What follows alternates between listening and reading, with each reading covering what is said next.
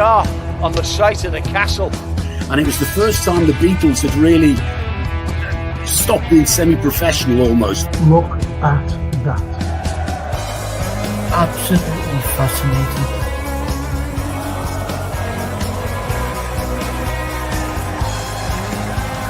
That's what you do. You buy these clothes that cost money and make a difference in it.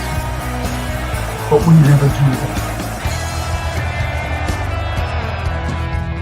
Never complains, gets up, gets on with a smile on his face. You just want you to sit in your chair and go hip hip hooray for the Western press and the Western narrative. You dare to take me the same old every single day without this.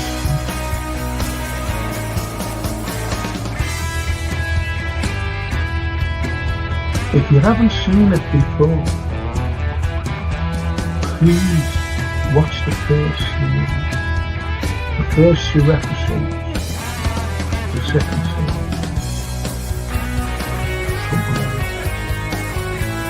Stallone.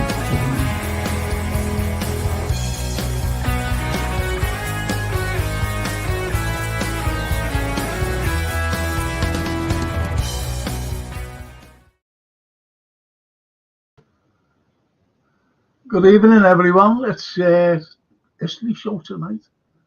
History show with me, Oppo, Anthony Brown, the wonderful international artist. He's with me tonight, and we'll be talking loads of history. We've got loads of pictures to show, and it's absolutely brilliant, and it's going to be good. And there's only me and Anthony on tonight. And I just want to thank Gap Patent Services for sponsoring the Frank. I've got blimey, just looking at my head there, it looks like what's his name, Michael Foot. Just reminds me myself of Michael Foot. For the older fellas, that is, they'll understand. Anyway, just want to thank Gap Patent Services for sponsoring the Frank Carlyle Show. Listen, get them in. Don't be struggling. Please don't be struggling. They're very quick. They do a first-class job.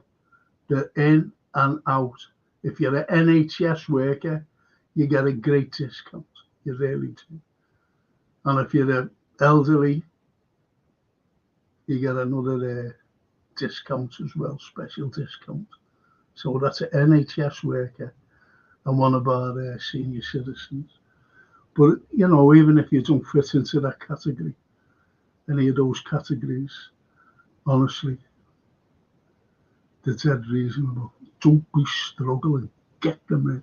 That's Gap Patent Services. And I'm not just saying that because they sponsor the show. They're really good. First class. Fully time served as well. Not only fully time served, but they're fully insured as well, just in case something does go wrong, if you know what I mean. Like breaking your lamp or something. They're fully insured, honestly. And that's Gap Patent Services. Just going to say hello to these wonderful people before I bring Anthony on. And it's Gary Rigby. Good evening. Good evening. Gary, nice to see you. It's the Vince Primal himself. Hello, Frankie. Hiya, Tony. Hope you're well. Good evening, Frank. Happy New Year. I hope you're well, says Darwin the Goat. Thank you, Darwin the Goat. Darwin the Goat. Do you think all the hate towards Trent was warranted? I feel bad. I'm going to ask Anthony this one. I know this is a history show, but Anthony's a massive red. And I'll just ask him a few things about yesterday's game, about this. I feel bad for him. The media was so brutal. I've got something to say as well, to be honest. Darwin the goat. Well, Frank, getting big sponsors on here, you know, get your back. You love to see it. The thing is, he's always sponsored. Oh, fantastic. And Cody False, man. I will check out Gap next time I'm visiting Liverpool. The brilliant, honestly, Cody. They're brilliant, honestly. And they do, they're not just like domestic, they do commercial as well. So if you've got a dirty, great big garage that needs, the doors painting, get them in. I suppose you've got a dirty, great big garage doors. Dennis Paparak all the way from Tampa. Greetings from a windy and overcast Tampa. Storm front coming through. Whoa. We'll actually get around freezing tonight in the outlying area. Go away in Tampa. Hey, listen, stay safe over there. That's a mad place when the hurricanes hit. I do know that, Dennis. I do know it. And Gary says, I'm a pensioner now, right? Do I get yes, a big discount. Get them in. Honestly, Gary, if you're thinking of any decorating, get them in. Get them in, honestly. Liverpool videos. AGN, sending my best. I was wondering, Frank, if you had seen The Birds by Hitchcock. Yeah, fantastic film. And at the time, it's still good today. It's like Jaws, the original Jaws. But like more or less 10 years before Jaws, The Birds, and that was fantastic. Hitchcock, one of the greatest of all directors. And the Liverpool vlogs. I'm thinking of watching it tonight as I've heard good things. See, it's the Liverpool, it's not the vlogs, it's the video. Yeah, watch it. I'll suggest a film for you.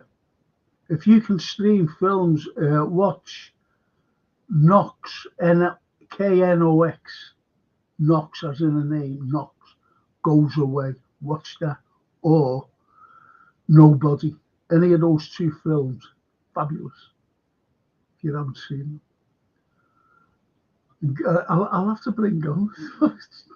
Anthony knows all about these as well. I'm awfully sorry. The Birds 1963 is a classic, says Gary Rigby. And You Never Walk Alone, family. Do you think a left back? Yes. Yes. Carragher said post-match that it's the position we need to buy most in January. And a DM. But a left back, getting Cappy in. And he can play left back and also left side at centre back. He's a must. Not that we'll go for him, because I said, but he's. As soon as I saw how bad the weather was going to be, all that talk of crashing United went right out the window. Horrible weather and pitch conditions being the great equaliser. That's a cracker. That's a cracker. Pulls it clock. I'm going to bring in my very good friends, Anthony Brown. And if you need any portraits done, get this fella in. He's the Da Vinci of Liverpool. The Leonardo da Vinci of Liverpool, this fella. And he loves him, by the way, as well. And there he is. Good evening, Anthony. Good evening, Frank. My word, follow that.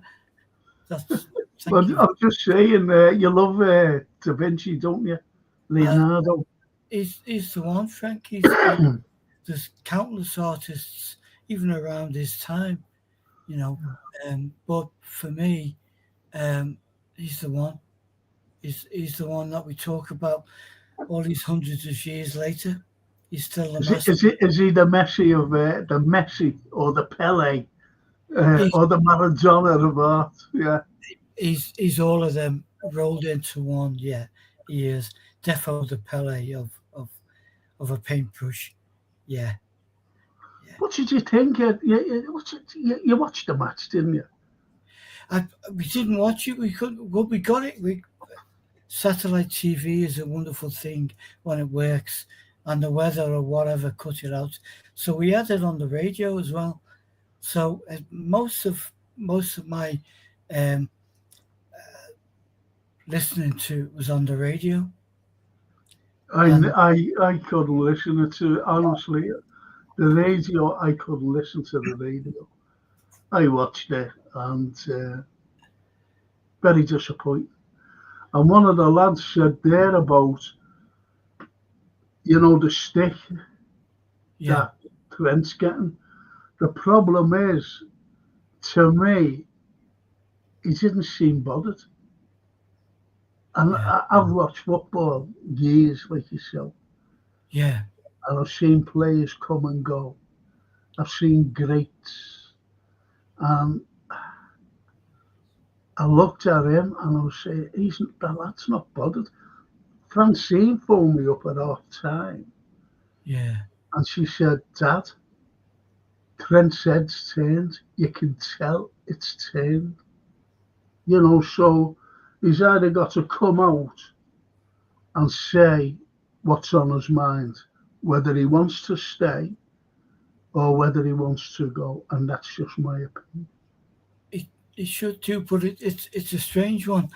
And I know that George has said in the past, and it's immortalised in Jason's wonderful film at the start of the show. And George says you just have to kind of get on with it. The problem is the modern day players, and I'm not just talking about him, they have a row or a barney in the dressing room, or someone criticises something, and they come on with a strop on, which lasts today. It's kind of leave your troubles in the dressing room. Come on and play. Whoever you're playing for, remember you're playing for that team, not yourself. That's it. Well, when I was watching it, all I seen was Virgil having a go at Trent. Yeah. And quite rightly so, to be honest. Quite rightly so. So it's affecting everybody, this. And what's in danger, Anthony? We're all Liverpool supporters. We're in a fantastic position. But if this ripples through, the team. Now, Virgil, he hasn't even signed yet. And neither is Mo Salah. And Trent, they're three of our, best outfield players. Yeah. They're the three, I said at the beginning of the season that the spine of the team stems from Alisson to Virgil to Trent right up to Mo. Yeah. That's the spine. And there's three of them, who's, we don't know what's up. And who's to blame? I blame the football director. Yeah. There's a lot of me.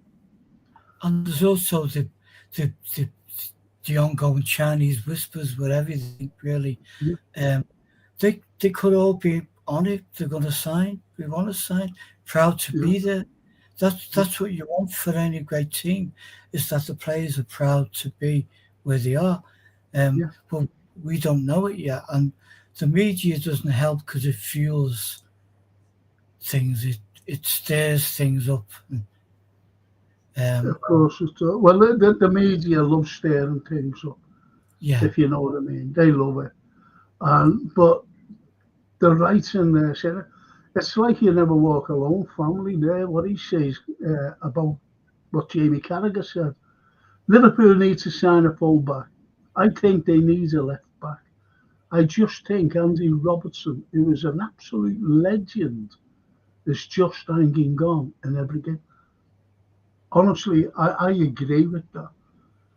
And I've been saying it from last season, by the way. Not just now. And I'm not hanging on to Carragher's coattails. I've said it all along. People who know me, that's why I mentioned in Cappy before. The lad, I think he's absolutely brilliant. from Leverkusen.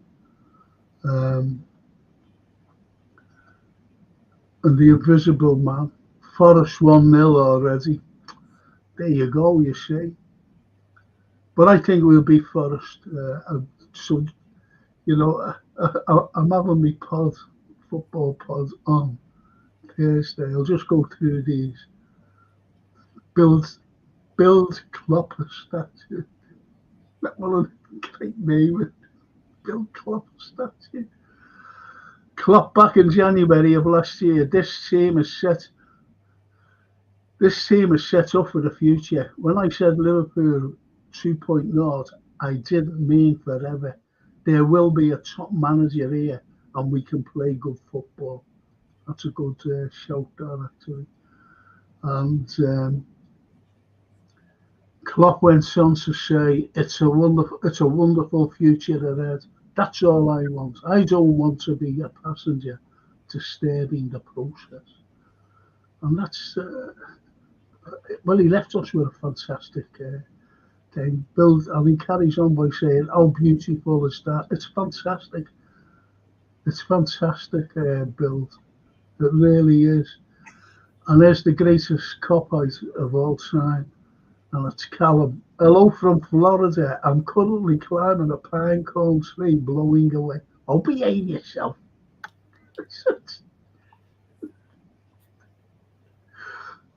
And Dennis says, too many fans think these guys are video game players.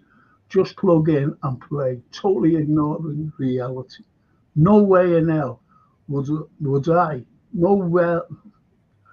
No way in hell I would have suited up to play in that mess. But glad they did and get a game in.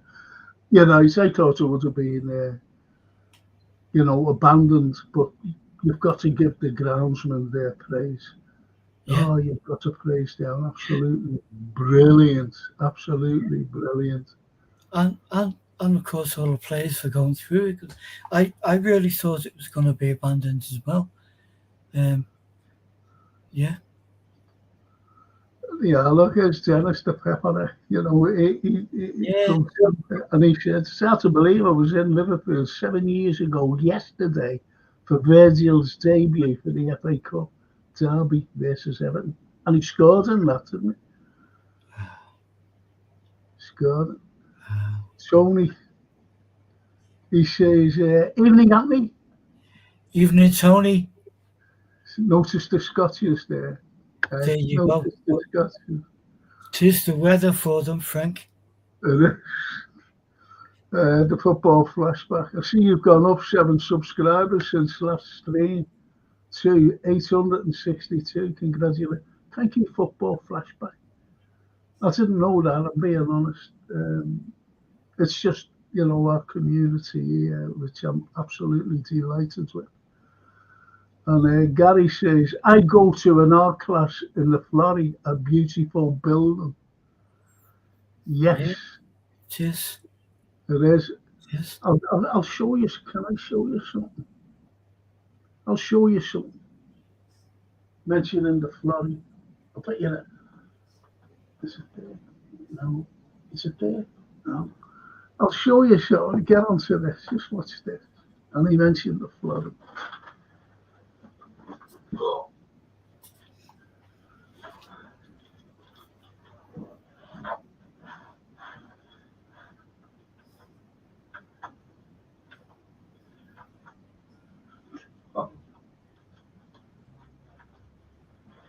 I don't know where it is. It hasn't last night. Funny enough. Is it there? A photo of it. Yeah, I'll show you them. I'll show them. Yeah, there it is here. Hang on. Love the man. So let me take this rubbish out.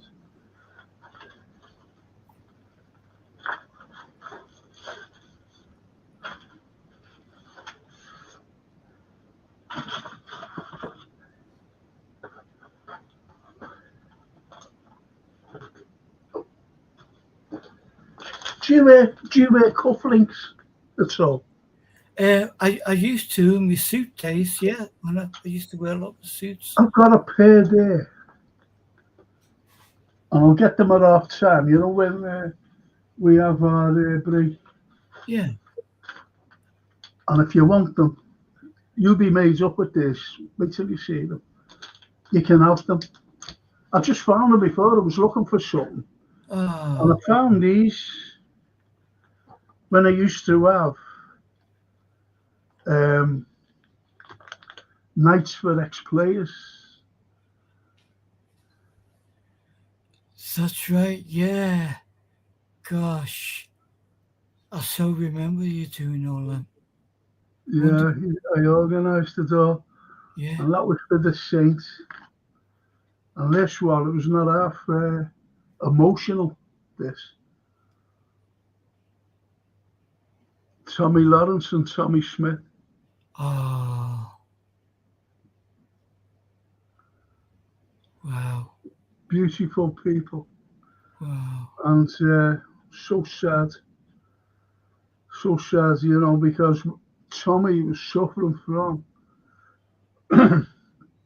Alzheimer's at the time, and Oh. he came in, and I went over to greet him. I said, "Yeah, come in." And he's with his lovely daughter, and her husband. And anyway, I brought him in, and the tables, and Tommy Lawrence was sitting at the table, and you Yeah. know Paul Capper. Yeah. Now Paul was playing, and the rendition he gave of "You Never Walk Alone" was mind blowing. As you seen Tommy, I was walking him down, and Tommy Lawrence got up from his, and he's just standing there like that, and he Oh. just, and hugged each other. Do you know what? You never walk. It's not half emotional. Music is the most emotive thing we Oh, we do, and it was there's also incredible. obviously many reports that it helps people with dementia, Alzheimer's, and stuff because it kind of connects the way Yeah. that other things don't. Wow. You see that? Yeah. I can't see what I'm fucking showing here. Hang on, where am I? No, it's there. I've Yeah. an explain. Oh, beaut. That's you in your cufflink days. Do you know what? That was taken in the Florrie. Wow. I gave a talk down there, and do you know who was with him? Hey, One of Jimmy us. Tarbuck. Jimmy was with him when he came in. All right, Oh, Sam. wow. Oh, smashing little night. Legend. Yeah, yeah. He became a great friend of mine. When we used to appear on Yeah. that LFC TV thing, me and the Saint. Absolutely wonderful, man. Wonderful. I'll just go through some of these. Thanks, Gary, for that. Even if Frank and Anthony says Jeffrey Curran, isn't it terrible being in a position that every other club in the country wants to be in? Up their heads. Absolutely, Jeff. Do you know that man, Jeffrey Curran? Get Yeah. onto this. Get onto this. He goes to these mad places, He just goes away, And he goes to jungles, real jungles. And he was in, I forget, somewhere in South America. I forget where it was. Or was it in South America? I don't know where it was. And he said, I'm going to, he had a little video of himself. He said, I'm going in here for my breakfast. And I think they had snake pie. I think. Yeah. All right, yeah. Stick to your feet. He's, Wow. he's like one of the apostles of Anfield, spreading the news of Liverpool FC. Spread the gospel. And Tony says, Gary Friend works there.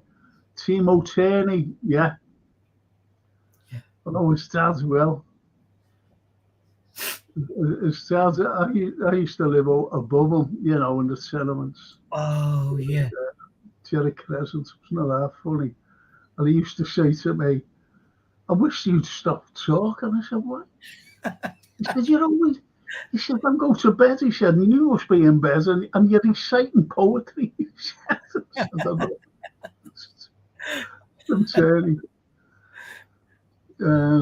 like it or not, says the football flashback.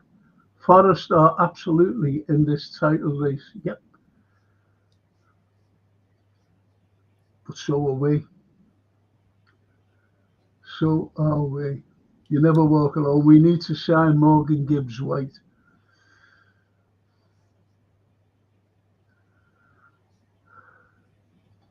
Timo, I don't think I know him, but a lot goes there. Yeah. He's a singer, I think, as well. Timo. I think he's got a band. Yeah. And Copite says, no actual context about the stream.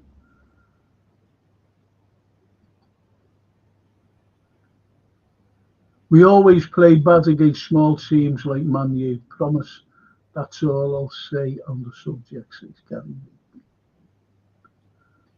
Frank, is that no actual context about in the stream? I don't know. Do you mean about this? I've got to go on, lads, about history, I'm afraid. I'll just say a couple of... Tony says, Tim Turney plays in a band also, a guitar group. Yeah, Tim Turney, that's right. LFC, Tony LFC, sorry, didn't know him. What's his group called? Oh, the Street Band, says Tony. The Street Band. I'll just get on to Wachaz Ahmed. Good evening, Anthony and Frank. Hope you are doing well. What is the weather like near you? Has it been quite bad?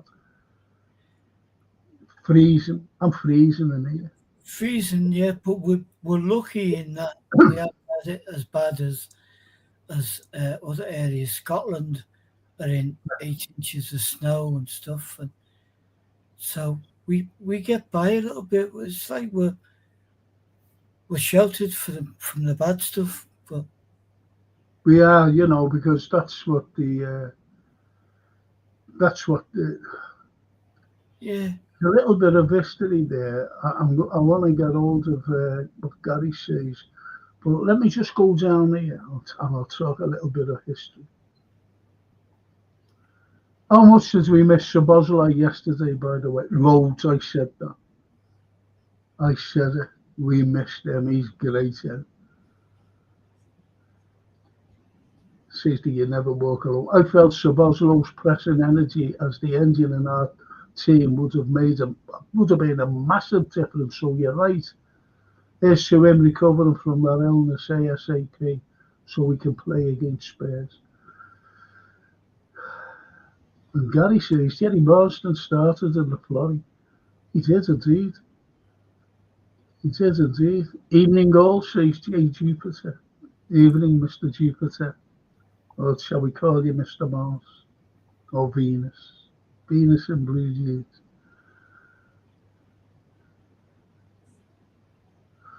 Yeah, Ahmed. Frank and Anthony, a quick question. What do you reckon? What lies regarding the future of the UK? Do you reckon poverty will get more worse? Will people leave the UK? Can I answer that? Yes. I'm being honest here. I try to be as honest as I can on every pod, whether it's football, whether it's current affairs, whether it's history, whether it's anything. I always try to be as honest as I can. Now, a couple of years ago, I was always saying about the 4.3 children below the poverty line in this country. And we were sending off, this was under the Sunak.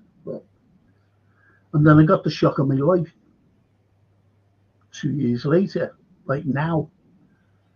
Whereas the child poverty line below it has risen up to 5.2 million. So what you're saying, Ahmed, is this getting poorer. If we keep on the way we are, yes. We, the pensioners in this country, the people who have worked all their lives and then all of a sudden find themselves retired in the twilight years, can they enjoy themselves? I say no. Because even Anthony's parents were pensioners at one time. Now the point is, the pensioners in this country is the lowest in the whole of Europe.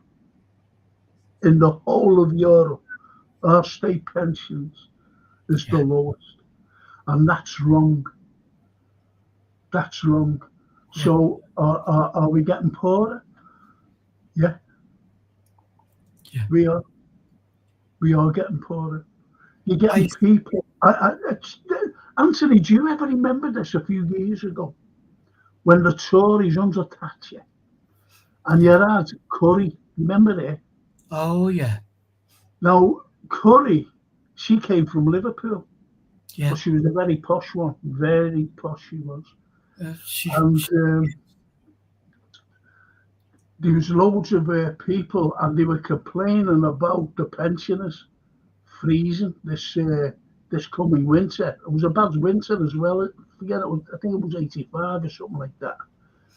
And she turned around and said, well, let them knit scarves and gloves.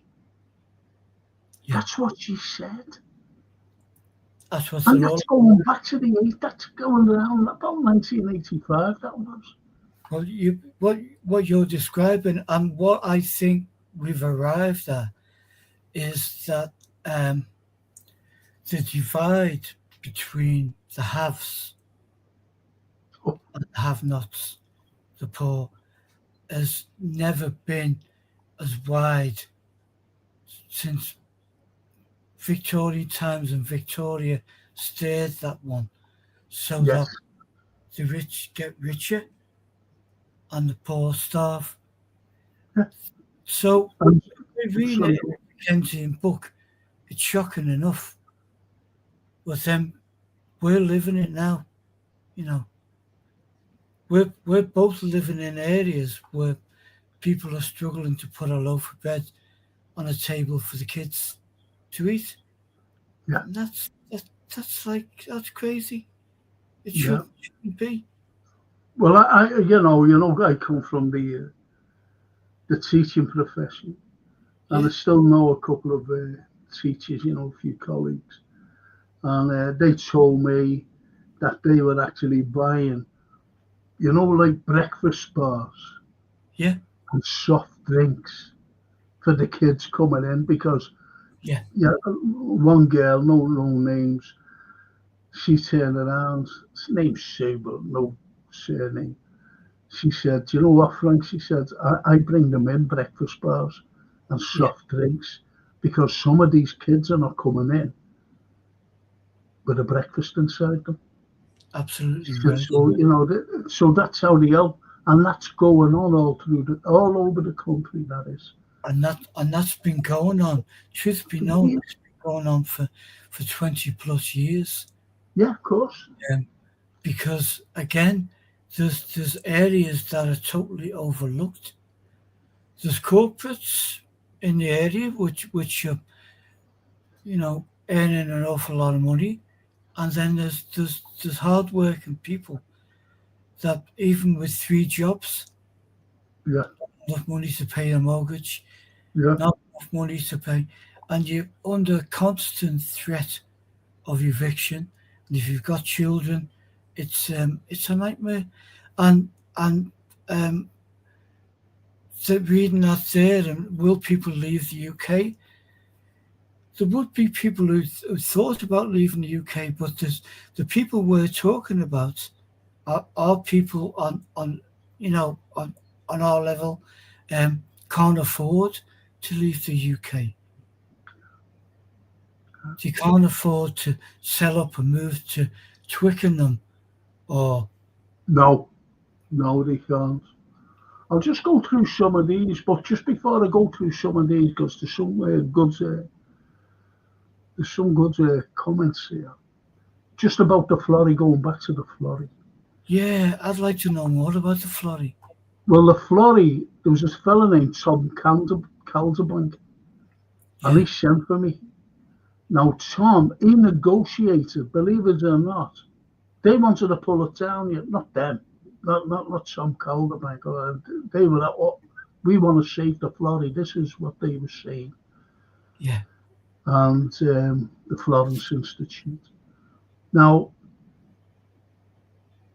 the Queen owned it. No one owned the building, so everything goes to the realm. Okay. And the Queen, who owned it, heard about them, and she sold it to them for buttons, like a $5 or something. Yeah. Did you know that? No, I didn't know that. Yeah, and he sent for me. So anyway, I went up, and he said, I want you to look at this.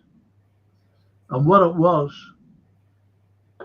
a plaque, big plaque, yeah. All names on it. And it was boxers and the names of boxers and the names of footballers. Now, these were all the football team, get onto this. The football team were made up of brothers and cousins and mates and everything else. And on the 1st of July 1916, excuse me, at the first Battle of Veep, they were all killed. And he went over the top. Those lads on there, the football team. Wow. So I said, well, look, send it down to the conservation centre, get it done up. And whether it is, well, I think that it get done up, but I haven't seen it in its prime. Isn't that unbelievable?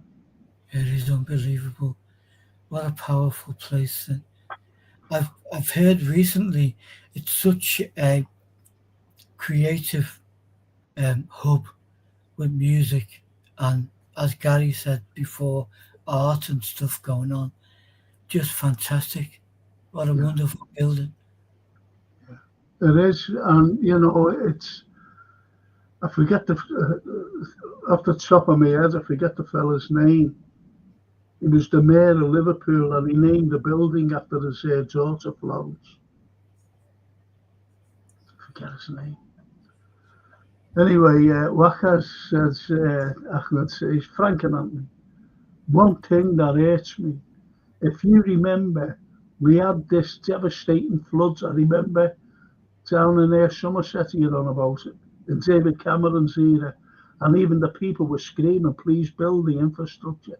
Same thing now is happening. It is. I remember that very well. That was around Somerset, and it was just flooding everywhere. Not only, but it was flooding the farmlands as well. Absolutely. And nothing gets done. Yeah. Nothing planted so many crops. I mean, at the same time, we were getting it up in the lakes in Carlisle and places like that. I totally remember that. Yeah.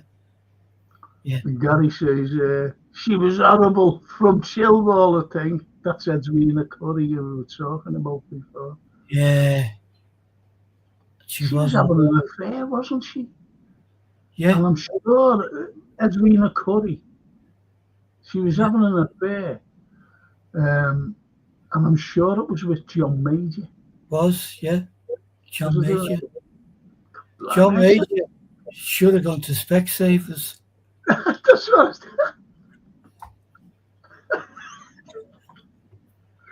He could go up to Broad Green Hospital, because I lost my glasses there. He could have found mine and put them on and seen Edwina for what she was. Oh, jeez.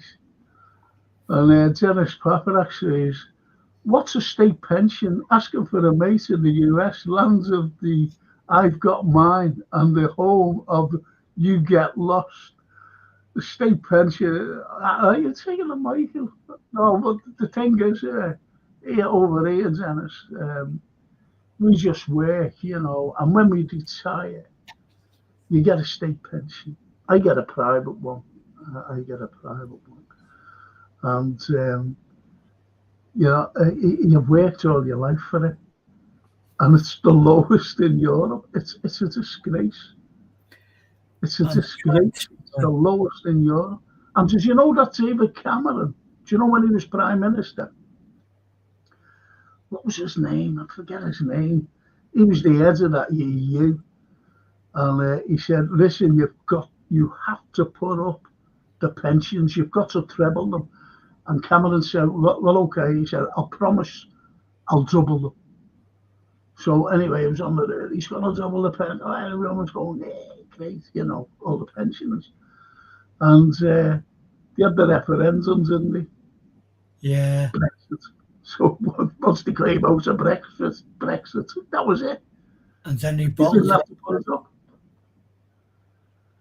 Didn't have to put it up. Shocking. Easy to make hollow promises, Frank. It is. It's everything solo. And Ahmed says, example, old bridges, old roads and areas near the riverbanks, like no infrastructure has been made better, and still they are not learning. Just like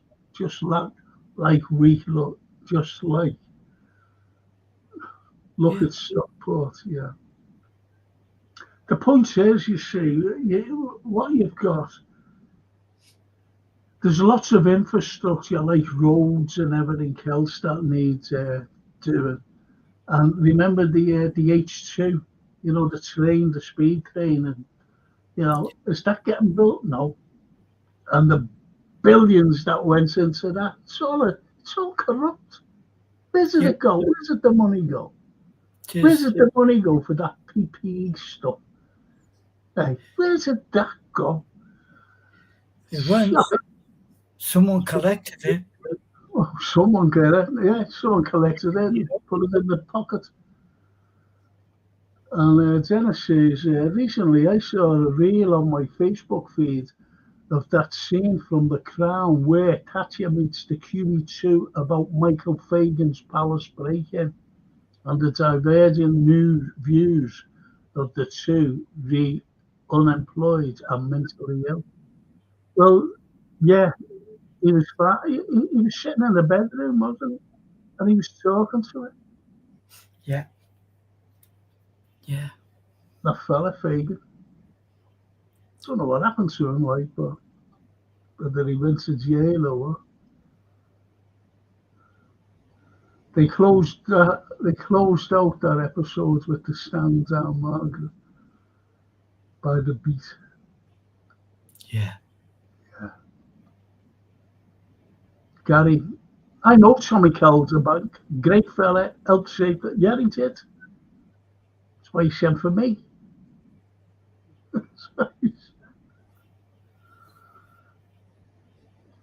Anyone else missing Spitting Image? Yeah, we all do. Yeah. Great series.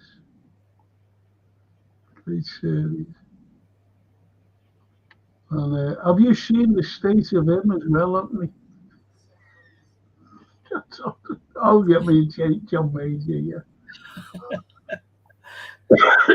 Excuse me. Dennis Pap. I know what it is. Only government workers here get them from their state or federal government. Yeah, you've got a federal government, haven't you? It's so strange over there. Ahmed, the infrastructure is outdated. It's been built over 50, 60 years ago, and it's gotten away. And each time a different government comes in, spending our money, bothering about other countries, and not here all the time. Yeah. This is what I'm saying. I know it might be a little controversial to you now. That's why I mentioned about 5.2 million about pensioners, being the lowest paid in Europe. Don't forget we're European, whether we're out of Europe with that EU, and yet we're going along with everything they say. But they don't, what they said to us, like put the pensions up, they don't bother with that. But if they turn around and say, give Zelensky money, oh yeah, okay, we'll give billions. While there's them 5.2 million kids below the poverty line, still today. Yeah. Still today. And it's wrong. It is It's wrong. wrong. As you said, Ahmed, about infrastructure and everything else. It's all corrupt. Everything is corrupt. We gave the world the tram system. Us, Liverpool. We had the blueprint. And we said, I'll tell you what, let's see how it goes in Birkenhead. We put a tram system there. So he went, yeah, all right. And it worked brilliantly. Still Liverpool. And the next performance, we haven't got a tram system. We haven't got a tram system. And we gave it to the world. And we haven't got it all because of incompetence in our local government. Coming up to the 800th birthday and the capital of culture of 2008. Yeah. I think it was me, I went like that. I said, why put the tram system from the city centre up to Kirby? I said, there was no buses and everything else going to Kirby. I said, you should have put it at John Lennon International Airport. That's where it should have come from, into the city centre. Yeah. Then they changed it. He went, yeah, all right, we'll change that. They never said it then, like. And they did. They changed their mind. And they decided to abandon the Kirby route and put it the shop. But the bid ran out, the money, and the government took it back, and we were left with nothing. Well, I believe, and I forget names now, but I remember speeches that the guy who was in charge of Mersey travel, who left quite abruptly and went to Australia, he bought all the machinery, the groundwork, the metalwork, woodwork to bring back the trams, and then all of a sudden it went. There's a bit of a monopoly of power in Liverpool with the transport system, and it doesn't really serve the people the way it should serve the people. The tram system would have been absolutely amazing. Just to have but you know why we got rid of our original tram system instead of keeping it going? So I'll tell you. Do you know why? Because they said the buses are the future, and the trams take up too much space on the roads. Got rid of them, 1957. Cobblers. And remember, you should know this, San Francisco bought our last tram. Yeah. My dad got on one. My mum and dad went to America.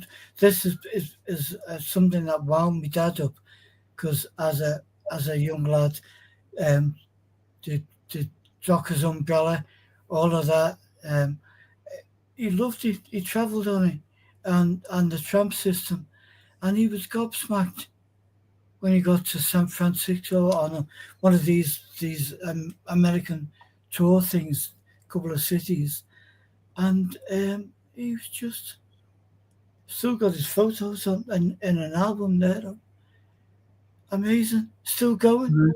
Yeah. Singapore. Yeah.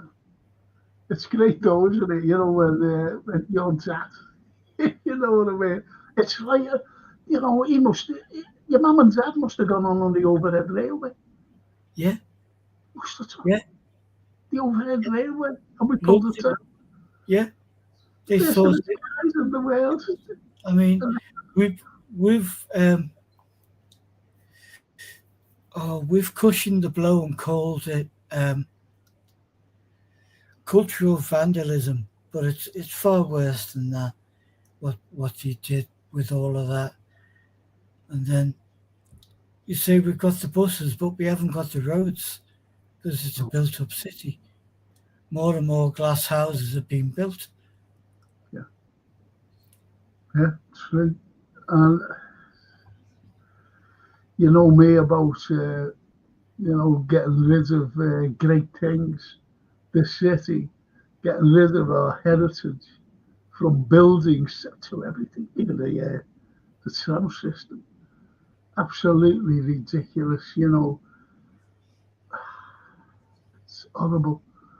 And Dennis says, my mum's generation is probably the last to draw a pension from their employer. I have had to earmark, I'm awfully sorry about this. I've actually earmarked 0% of my earnings for investing in 401k portfolios, stocks, mutual funds, bonds, etc.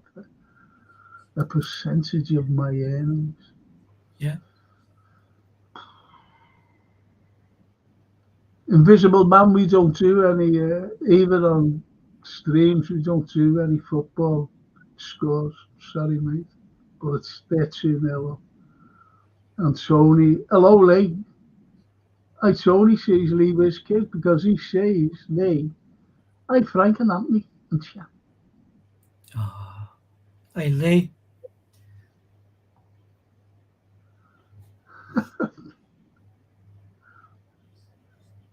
Azam. Hi, I'm an Arsenal fan. Come on, the Gooners. Yeah. Hello, Azam. I don't know what to say. This is a Liverpool history show. Well, Gary the Rigby says, Frank, I've always said they should have extended the airport in 74, called us Greater Liverpool and left Manchester and Lancashire. Point is, did you know that Liverpool, how about this? You mightn't believe this, but it's hard to believe. But do you know that Liverpool, do you know Speak Airport? Yeah. It was the very first passenger airport in the whole of Europe and the second in the world. Did you know that? I didn't know, but I can't believe it. Art Deco. Yeah. And you had, just to carry on with the, you know, flights and that, we had a fellow by the name of James Sadler. And James Sadler, in 1784, he was the first British aeronaut to go up in a balloon. Because 10 years before, you had the Montgolfier brothers, the French, going up in a balloon. So he was the first British aeronaut. His son, Wyndham, because no one would cross an expanse of water, because if a balloon went down, they're gone. You know, because if you just go down in the sea, you've gone. I'll tell you for why. At the time, you're talking the 19th century, early part of the 19th century, the 1800s, and the latter part of the 18th. Anyway, what you had sail ships, and that's why no one that's why no one, I'll put this in a minute. That's why no one would take a flight across the sea in case they go down, because they're dead. It's as simple as that. Because they'll just be there. No one will pick them up or anything. And it wasn't until April 1817 that Wyndham Sadler, the son of James, because James always wanted to cross an expansive water, and he wanted to do it from Liverpool over to Ireland, near to Dublin as possible. And Wyndham, he said, James said, I can't do this. I'm too old now. He said, I'll do it for you, Dad. And he went, but I'm not going from Liverpool to Dublin. He said, I'm sailing over, because what was happening to James, every time he took off, the wind got him. But it was like it's like the Atlantic winds, they could carry it anywhere. Yeah. So we went over in the April, where there was like a breeze, the April showers and all that, the breeze and everything else. Never cast a cloud till May is out and all that, right? So there was breezes, and the wind charts was always showing that the breezes were like coming up from Southern Ireland and across towards England. So we took off from Dublin on the 17th of April, 1817. I don't know whether it was the 17th, but anyway, it was 1817. And was it the 17th in 1818? I don't know, but it's one of those anyway. No, it was 17th of April, 1817. And he took off from Dublin, and he came over. And he landed near Dale Street, as we know today. Wow. Wyndham Sadler. Wow. And he was the first British aeronaut to cross it, well, any aeronaut to cross an expansive water. How's that? The bravery of scouts. Unbelievable. And he's buried up towards Everton way, isn't he, Frank? Yeah. Yeah. Yeah. Wyndham Sadler, he died in 1823 when he was crossing the moors of Lancashire, and it came down, and it killed him. And where I grew up in Jarrah Gardens, where I grew up in Jarrah Gardens, there used to be a chippy, right, a chip shop called Johnny Gianelli's. Yeah. That Sinatra went into. Yeah. And got his chips. And Frankie Lane, because Sinatra told him, he said, you've got to get this smashing restaurant. He called it the restaurant. He never went over. Like Sinatra, he sent a lad from the Empire Theatre. He says, I'm hungry, can you get me anything? And he went to the chippy and he got pie and chips or fish and chips. And he brought them out. He said, these are delicious. And he got wind. He was talking to Frankie Lane in New York. He said, come down. He said, come to Vegas.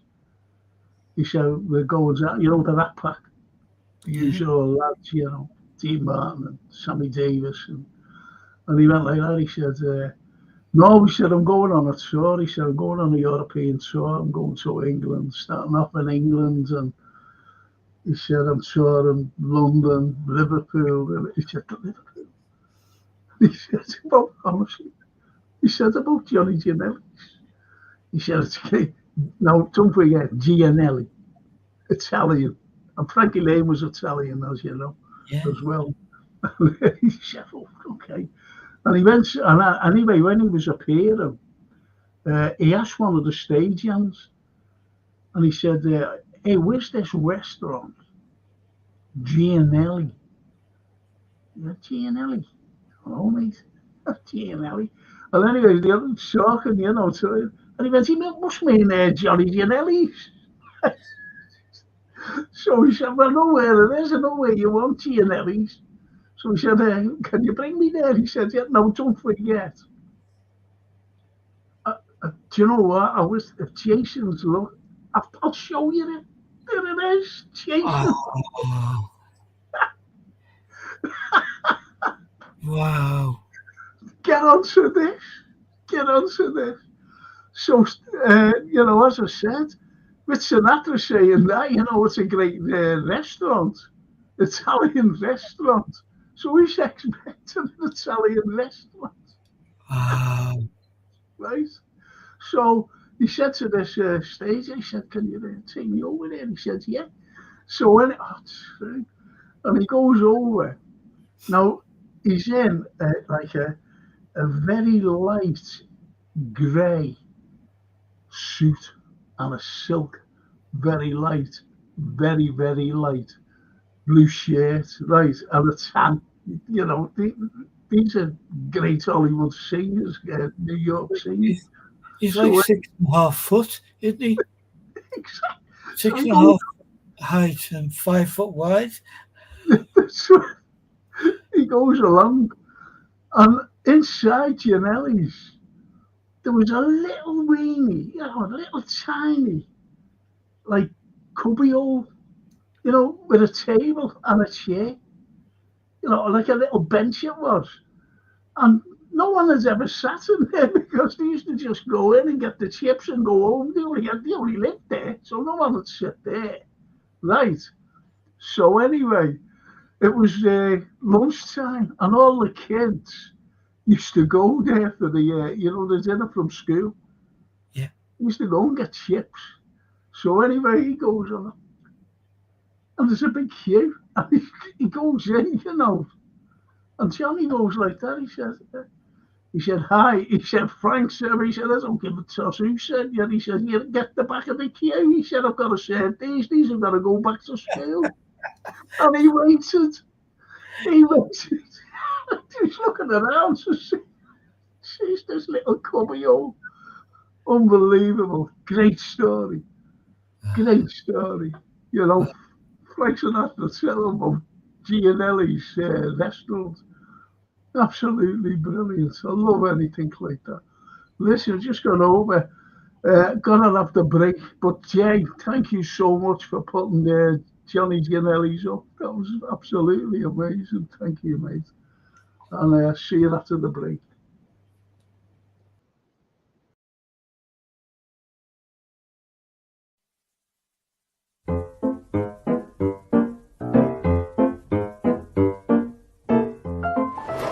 These ferocious looking beasts are the guardians of St. George's Hall, but they haven't always been here. See my friend Leo, for example, he's got a huge mane, he's got a tail, huge paws, but one thing he hasn't got, and his mouth's open, is a tongue. So why would anybody sculpture 4 fantastic lions and not give them tongues? Here's the reason why. It was designed so that these lions were at the base of a fountain, and this is where the water was going through. The idea was that the water would come through the lion, through its mouth, and that's why it hasn't got a tongue.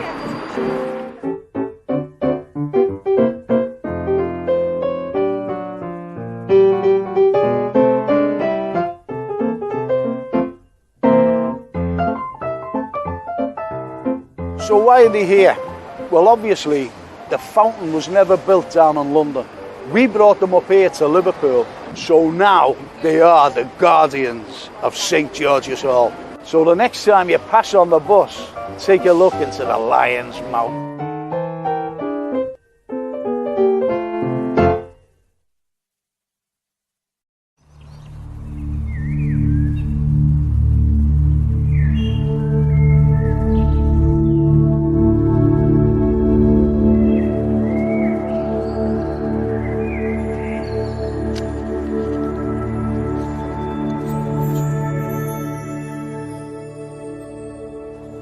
The Anglican Cathedral is the most noticeable building in Liverpool for its sheer size.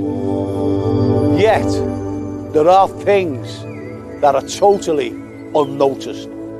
When people visit this magnificent cathedral, what they fail to notice is the actual grave of its architect, Giles Gilbert Scott. It's with great anticipation of going into the cathedral that they just simply walk over his grave.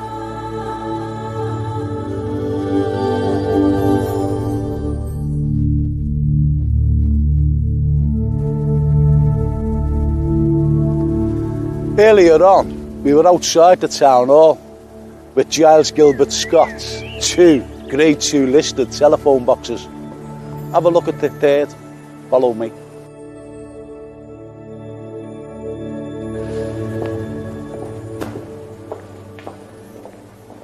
Here we are inside.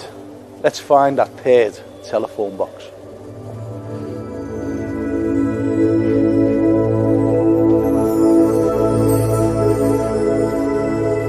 Here we are.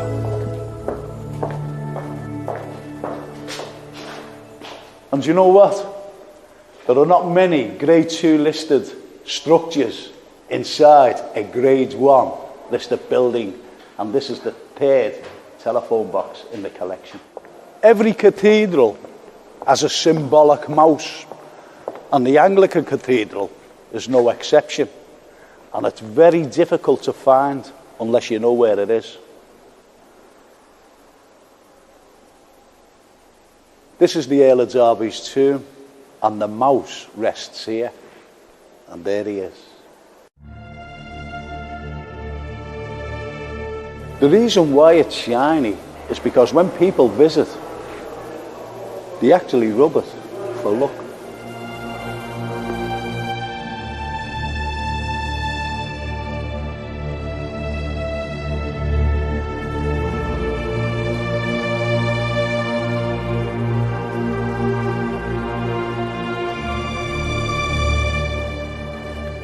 Normally, this place, the gantry, is out of bounds to the general public, but we have special permission to show a real Liverpool unnoticed inside the cathedral. What people don't realise about this wonderful stained glass window is that the liver buildings was used as a template by the glazier, because if the window wasn't there, you would see the liver, and there it is.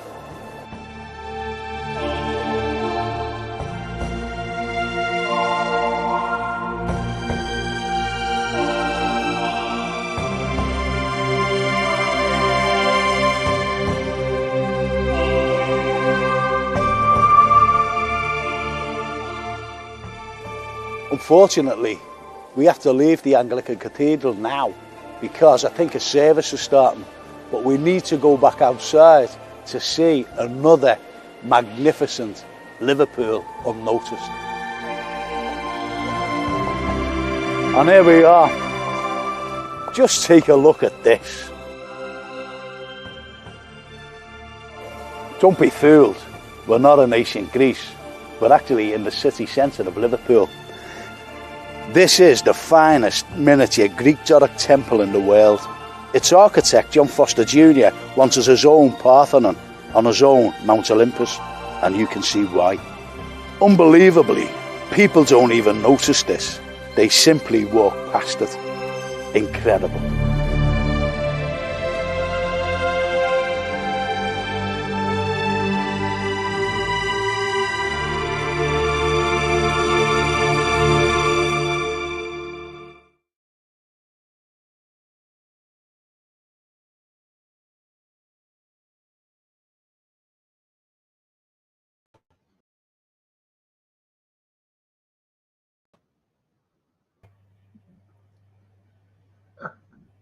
What do you think of that?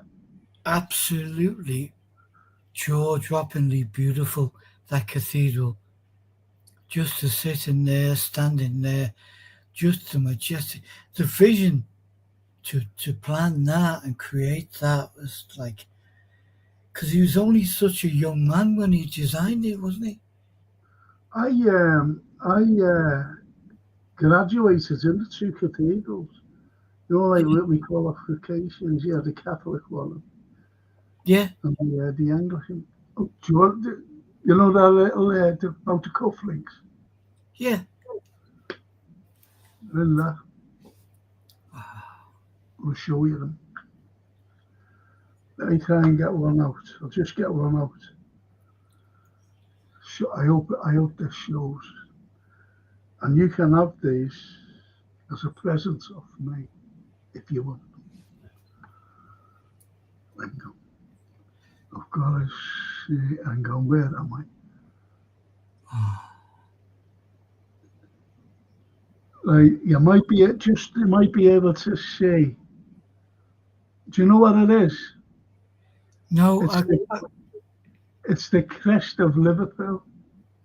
The original crest. Oh my word! I'm sure. What I'll do, I'll take a photograph of them now. I'll send them over to Jason. Yeah. I hope he's still listening there. And what he'll do,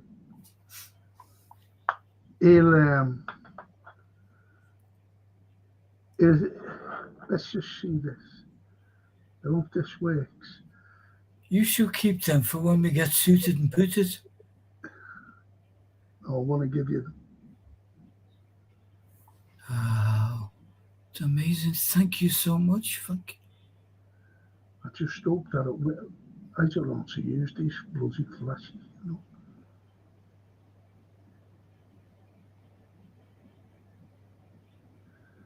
Let's see. I don't know how to use these flashes. I'm useless, absolutely useless at everything. Let's see where the flash is. Yeah. That's the photo. Oh, that's me. How do you see these bloody flashes? I just want a photograph with a flash. Oh, yeah. No. Let's see, a flash.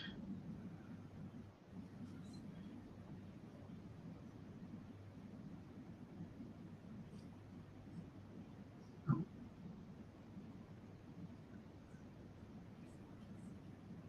Blimey, see it?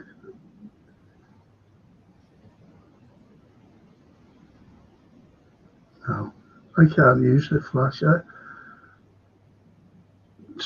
But anyway, I'll send it over to Jason. I hope you'll be able to see. Okay. Sorry about this, folks. I think you just be able to see it, just about to see them. Anthony, send them over to the Jason on Messenger. And he'll be able to put us up.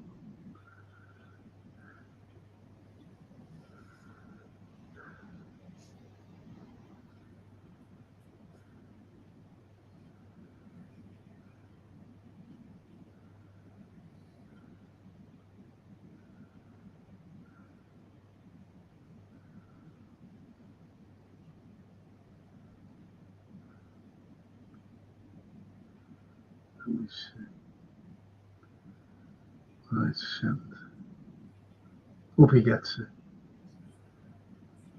My phone's been playing up, unfortunately. Yeah, I think he should have it. And he'll put them up. I'm useless. And Jenna says, the school is just going to be here the next few days. A bowl of scouts would fit the bill. Yes. Always fit the bill. Yeah. Absolutely. Yeah. And Jenna says, always enjoy your videos, Tonight. Thank you. And here we are on the site of the castle. God, that sounds settled. Well, that's what we, It's the black and white boy. The black and white boy.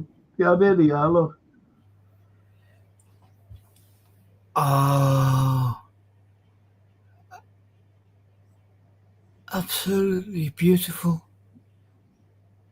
They're yours, mate. It's more clearer than that, you know. It's like gold as well. It's not like it's gold. I can't take them if they a gift from the uni or something, Carl. Well, they were a gift of. They were a gift. I'll tell you where they were a gift of. You know that I gave a talk to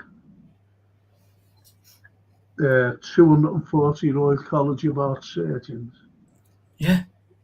They were a gift of them. Oh, fantastic. But I'm giving them to you as a present. How's that? I am humbled, Frank. Thank you. That's beautiful. Oh, cheers. You're only doing that because you think I'm a scruff bag and I've got to smarten up. Don't be ages. No, Dennis says the bloopers and outtakes are hilarious. I'll ask Jason to put them on next week. Yeah. I'll ask Jason to put them on next Monday for you. Right. For everyone. Because they are mad. Dennis is so right. They are. They are.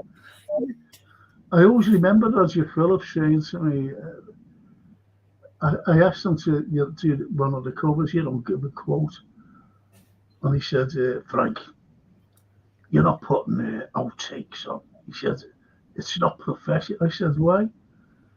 I said, I'm just an ordinary fella, given the history of Liverpool. And Tony's just an ordinary fella as well, a presenter, and he's filming it and everything, so why not? I said, we do make mistakes. I said, the greatest of all make mistakes. I said, you've only got to go to Hollywood with these great actors and they do outtakes. So he said, oh. But anyway, it turns out to be great. It turns out to be great for people, that, as Dennis said, hilarious. So it's just, we're not infallible, are we? We're all fallible.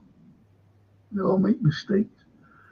Can I show you? I just want to show this, and it's off a lad who's he's been on our show, Anthony Colin Hives.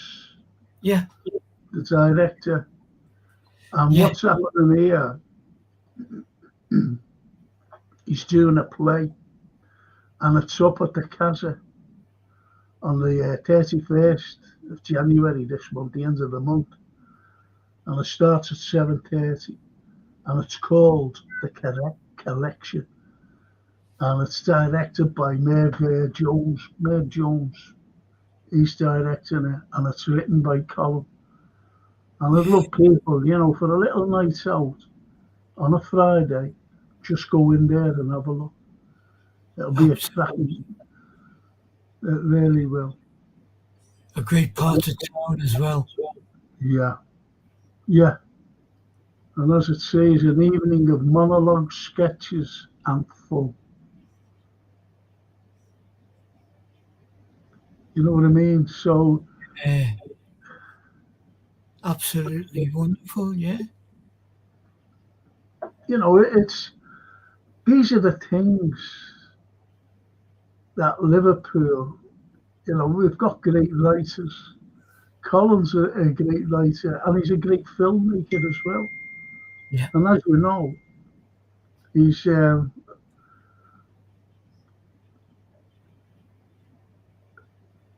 he's coming on next week, and Derek as well. So we'll have a full house next week, which should be fun. Fantastic. Well, that's great. Thanks to Jay. Jason just sent me a message. So we'll have music. We'll have loads of about filmmaking and plays and everything else, you know, with Colin, and we'll have a laugh as usual. Brilliant. Learn a sense of humour, says Dennis Papa. And the black and white boy says, love seeing the history of Liverpool. We've got great history. Yeah. We have wonderful history, to be honest. And it's just that. Now, do you see that? Yeah. Listen to this, people. You'll enjoy this. This is the Sacred Heart of Jesus. And there was only 5 made in Paris around 1878. Excuse me, 1878. And 3, unfortunately, were lost during the Second World War. Now, during the latter part of the 18th century, when these were made in Paris, nuns came over to Liverpool and set up a nunnery, and they brought one of them, and there it is there. There it is there, the Sacred Heart of Jesus. The other 2 that survived, one is in the Sacré-Cœur in Paris. You know, the Sacred Heart, Jesus, Sacred Heart, Sacré-Cœur. So Yeah. that's there. The other one is in the Vatican. Wow. And that one is here. And they asked me if I'd write something, because can you see on the bottom there's a tablet, Yeah. right? And it's porcelain, it's beautiful. It's at the foot of his, his feet. And they asked me if I'd write something on it. So I said, yes, sure. Because they got another, they had someone else. And that was a young Ethiopian migrant, 14 years of age.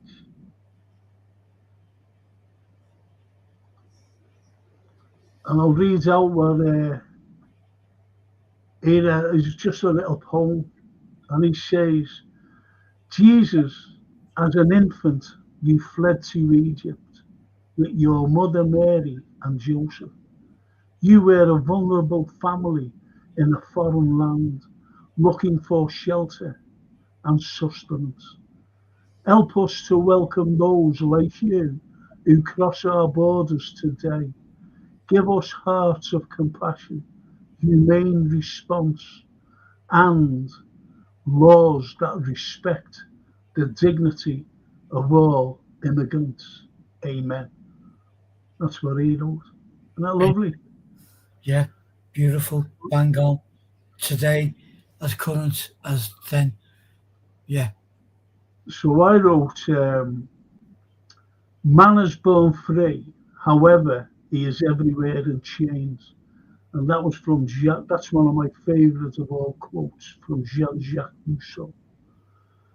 I carried on by writing, the influx of migrants into this city of Liverpool has been ongoing for centuries, with a mixture of different cultures and ethnicity. Migrants who fled their countries of origin, whether through forced exile, expulsion, beliefs, hunger, and wars. Liverpool has welcomed each migrant with open arms, inviting them to share a quality of life and to live under one roof in peace and harmony. Migrants brought with them their skills, music, cuisine, variety, and colour. Beautiful. Beautiful. Sums it up. And it's to think that, the statue itself,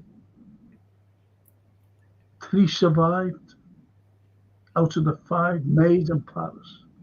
Yeah. And we have one of them. Paris has one, and the Vatican. Yeah. How about that? Just There it is again. Beautiful statue. I gave a talk about it, to be honest, at the Elsonian estate. yeah. Yeah.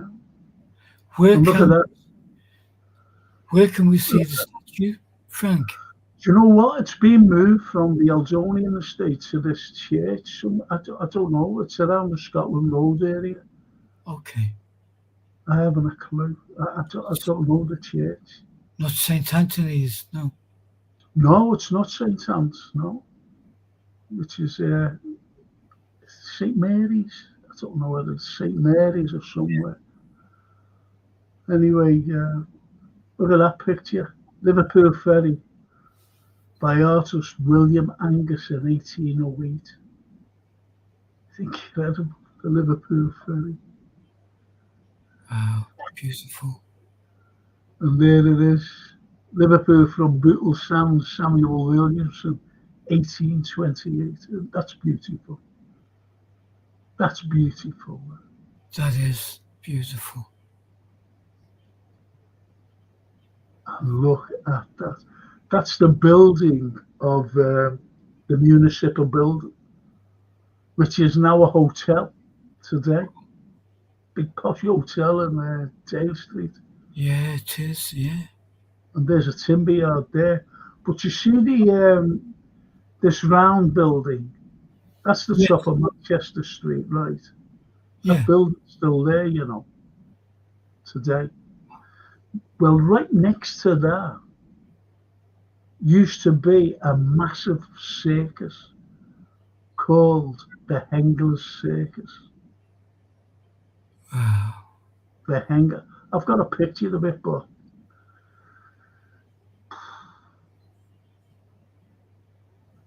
I won't be able to get it. That looks a bit like one of our Herdmans, doesn't it? It is a Herdman, yeah. It is, yeah.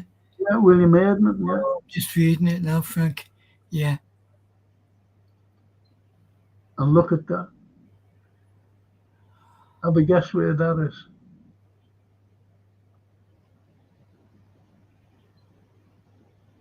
Shall I tell you? Yeah. Well, do you see the building on the left with the door, you know, leading up? That's more Bushels. That's Everton. That's more Bushels. You know, now Ma Bushel, she made the Everton mints, but she made toffees first. Toffee mints, yeah. Yeah. Now then, do you know this story? And you know Charles Dickens. Look, can I have a slurp of me tea? Go on. Have one for me. I will.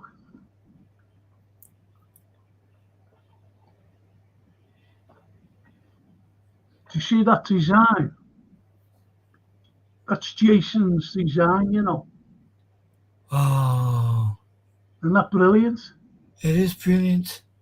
And Yeah. it says Frank Carlyle's FC. Liverpool.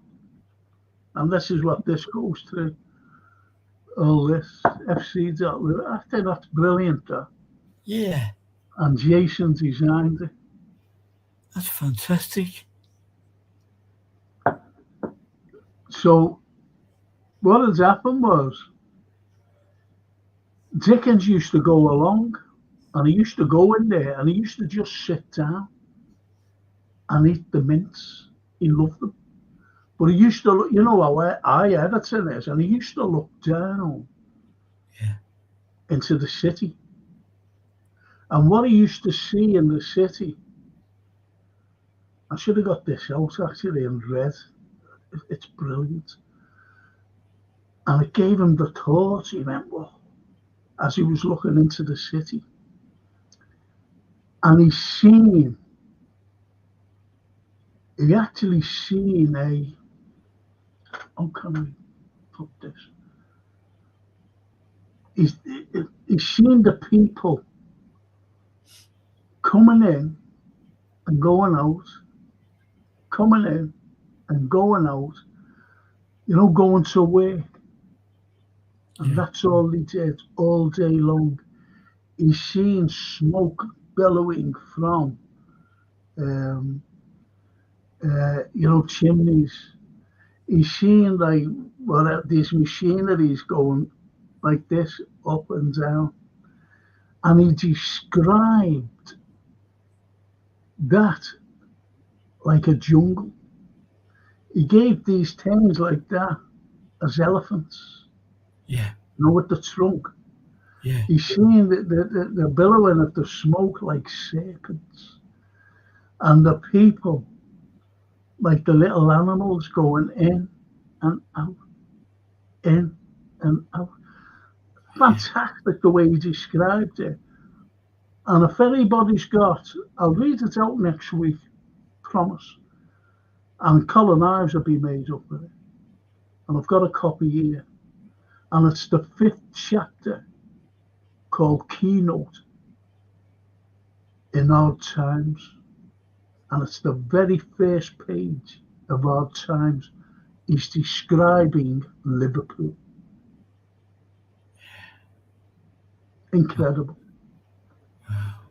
Absolutely incredible, and that's why I love our history. I love our history, I really do. Yeah. And almshouses, like where the poor lived and that. Yeah. Incredible. Again, Hayden. 1867. And look at that, George's dock gate at the corner of Water Street. It's incredible, absolutely amazing. And there on the extreme right, you see, that's the bottom of Water Street. And on the extreme right, you've got the Gorry Piazza. And the Gorry, lots of people get mixed up with this. Well, it overlaps it. And they say all slaves were kept there. And they were kept in the Gorry, but not that Gorry. They were kept in a fortress called the Gorry in East Senegal. Wow. And that's how it overlaps, and you go, oh yeah, well, all the slaves were kept in. Loads of nonsense about it being here.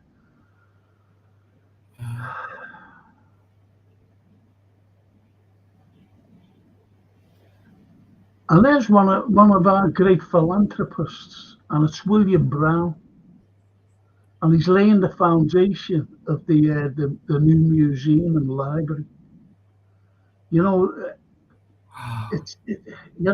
This is the Walker Library, the Walker Art Gallery today.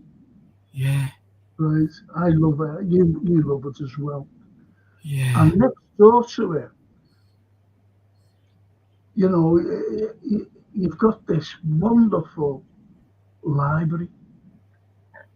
Yeah. Now, who designed the library where it goes round like that? It just goes round the top.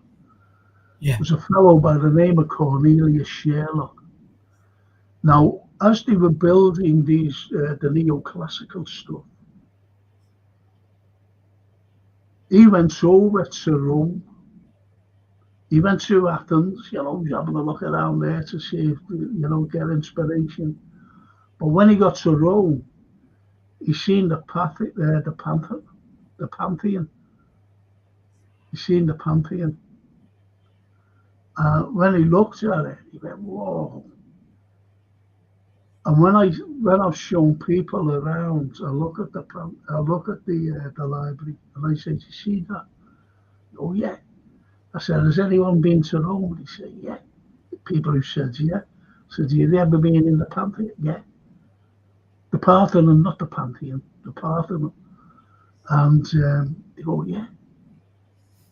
I said, well, that building gave Cornelius Shearer the inspiration to build that. That's why it's got a round dome roof with a space on the top.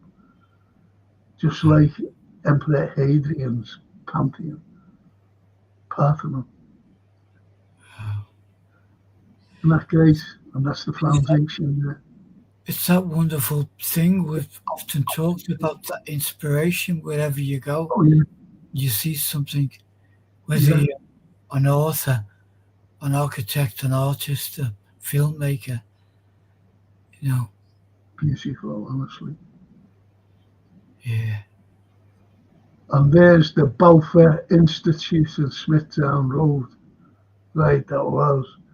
Now, the Balfour, and do you know it was named after? Balfour. Yeah. The same Balfour, the Liverpool fella who made up and gave a piece of land to Israel. With all the things going on today. Balfour.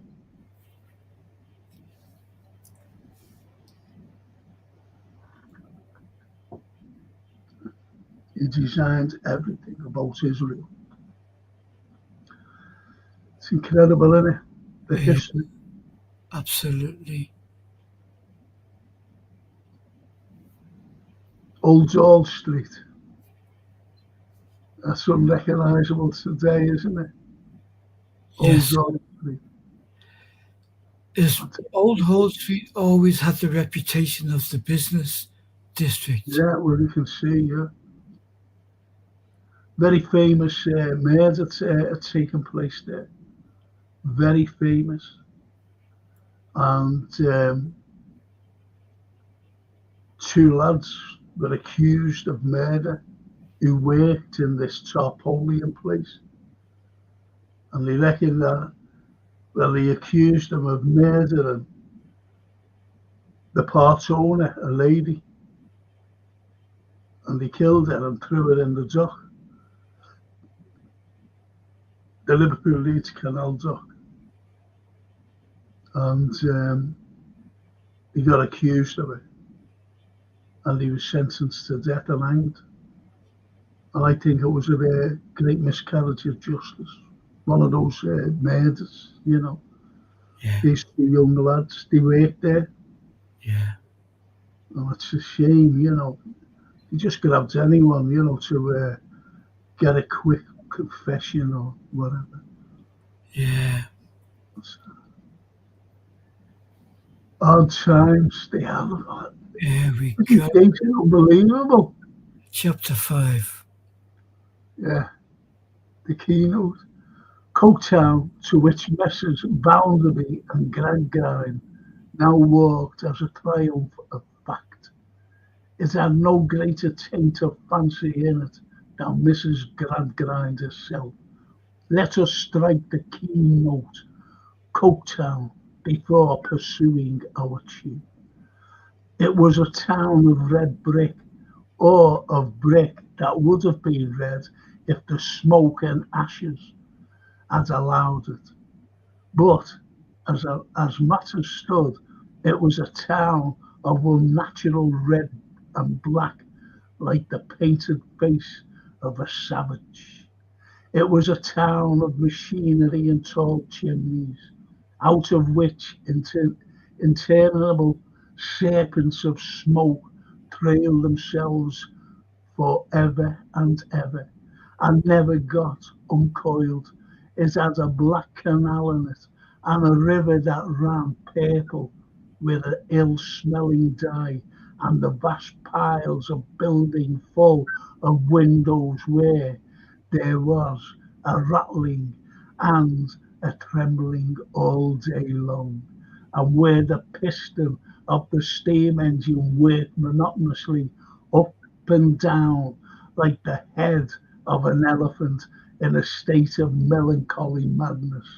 It contains several large streets, all very like one another, and many small streets still more like one another, inhabited by people equally like one another, who all went in and out at the same hours with the same sounds upon the same pavements to do the same work, to whom every day was the same as yesterday and tomorrow, and every year the counterpart of the last and the next. And it just goes on and on like that. Isn't that brilliant descriptive writing? Just absolutely brilliant. Gripping from the word go. It was such a joy to hear you reading it. I'm gonna have to take the book out for next week. No, the thing it's very hard to read because these, you know, with losing my glasses, these are terrible to read. You did great. That was fab. I could close my eyes and drift off with that. That was just. It's incredible, isn't it? But Oh man. I love Dickens. You know, the descriptive writing of the man is absolutely amazing. Me too. That's exactly what I love. But I love people like Dickens, observationists, whether they be artists or you know, in modern times, comics and stuff, but certainly authors who can get you in raptures at describing what they're seeing.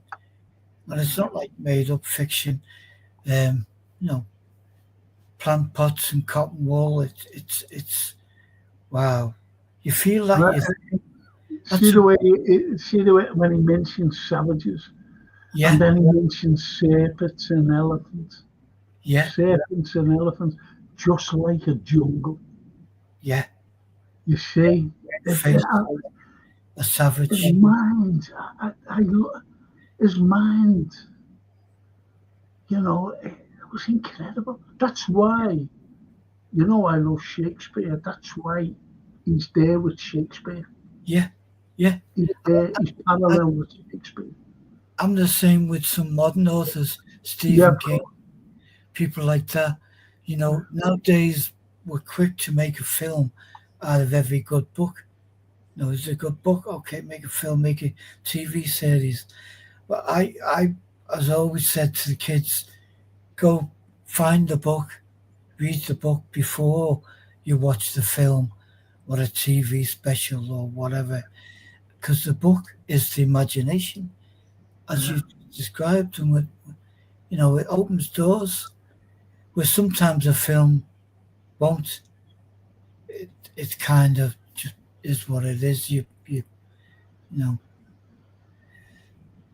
Don't you think, though, you know the way some people view things, and they view the arts, they view literature, all, you know, including literature, and ballet and music. I'm not just talking about Beatles, I'm talking about the likes of Barber's Adagio for strings, if you like. I love that. And, you know, Verdi and Puccini and these wonderful Bizet, absolutely fantastic people. And that's what humankind is. And it's to give us the joy of everything, to give us the joy of listening, give us the joy of sight, of looking at all your works, for example. And I told you about those two ladies, didn't I? You were looking at me. I said, no, I said, it's not Alan Bree's Sale, it's Spade. He said, no, it's not. And they were looking at me. You know, you couldn't get, you just couldn't get anything like that. Only in Liverpool. No, it's not you, it's Alan Bree's Sale. I think it's like we said before, it's a whole emotional level, really. Yeah. We're humans. Those of us who like to read and like knowledge and like to watch films and stuff and sporting events, we amass our knowledge with that. But there are many people who don't do that, don't read books, don't go to art galleries, don't do that. And you think, what touches these people emotionally? Is it a piece of music? Is it a reading of a book? I think we would be lost without the emotions to share these things, whether it be music or sport or art. Of course, because that's what it's about. Shakespeare gave us. You go back to the Romans, you go back to the Greeks, Yeah. The philosophers there. Yes. Incredible people. Yes. You go, the Romans, both Greece and Rome gave us the architecture. It is. And then you go to see the shapes. Importantly, so there you just hit on, at that point of creation, there was no organized religion to cause strife between people. It was more of a natural way of sharing the world. I love it. Dennis the Paparak says, Frank, can I order a mug? See what Jason can do. Yeah.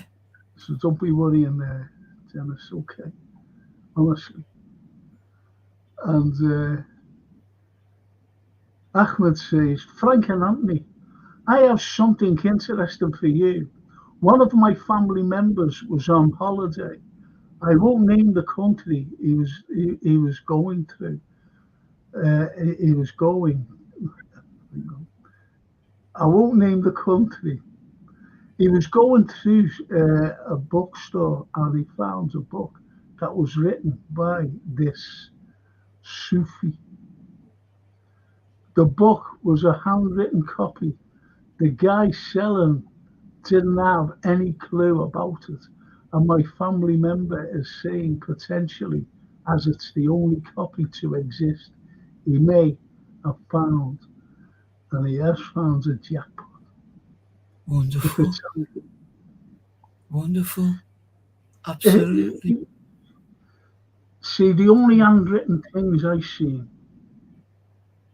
you see, don't forget Shakespeare used to write handwritten. Then everything was printed.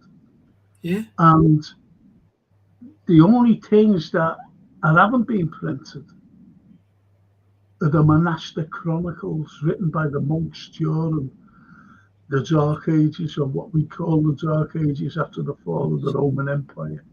Yeah. Because when the Vikings came over, they were just bombarding everybody. And the monks went into hiding and they wrote the monastic chronicles. I've only seen pictures of them. Absolutely beautiful. Secrecy. Just beautiful. People were told not to write, not to paint, not to draw, not to record any facts, history. And without the monastic chronicles, we wouldn't know anything about the Dark Ages coming into the Middle Ages. No. Well, what is wonderful about that wonderful comment there is that living in the kind of world we live in now, where mass production is the name of the game, it is absolutely amazing to think, because people like William Turner, the painter, wrote poetry on the backs of bits of paper and all sorts of stuff. And it wasn't until fairly modern times that it was openly discussed. He wrote a poem for every image he painted. So there's somewhere in the world, they've gathered most of them. I know Tate brought out a couple of books of his poems and stuff, but you like to think that somewhere there's a book in a house, in an attic or a cellar or wherever, that has got some of these great men and women, you know, the Brontes, all of them. We all scribble stuff. We all make notes. You know, Yeah, you and I both had the pleasure of witnessing some of William Roscoe's yes, original writings, and it's like yes, that they yes. survive is just amazing. See, I think that these last couple of comments here, Ahmed says, Otto was alive over 300 years ago in that area. And carries on by saying he was saying he will potentially either put it on auction or ask British Museum if they would like to purchase it, but not yet. Thing is, you see, give it to the British Museum, you won't get anything.